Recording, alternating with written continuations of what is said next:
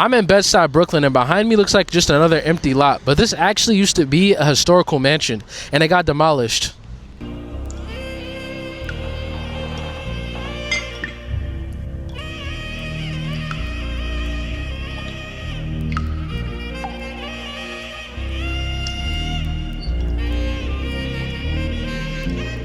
Behind me is what used to be the Jacob Dangler mansion, and it got demolished just before it was about to get landmarked. Locals and preservationists were actively trying to get the building landmarked because of its history and architecture. Many people in Bed-Stuy believe the developer intentionally rushed to demolition before the city could officially protect the building. People in Bed-Stuy were furious, and rightfully so, because this is another piece of history just erased from Bed-Stuy. So how did this all happen? Well, the property was owned by a non-profit Masonic organization called the United Grand Chapter Order of the Eastern Star.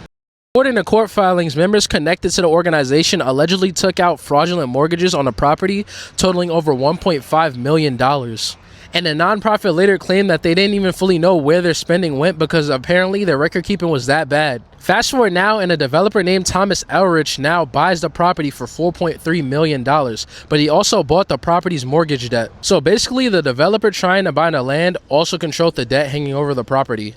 Now fast forward, and the New York Attorney General steps in and says basically, wait, this deal doesn't look right.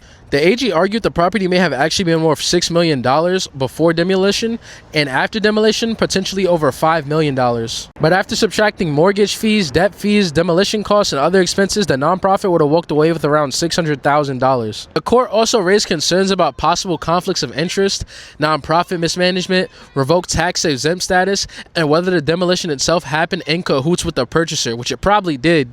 But here's the craziest part. Even though the sale was blocked, the developer still could potentially end up owning the land through foreclosure. So the mansion is gone, the lot is empty, and the future of the property is still unclear. And we have a part of history erased from Bed-Stuy. I wouldn't be surprised if this ends up just being an overpriced luxury apartment complex in the future.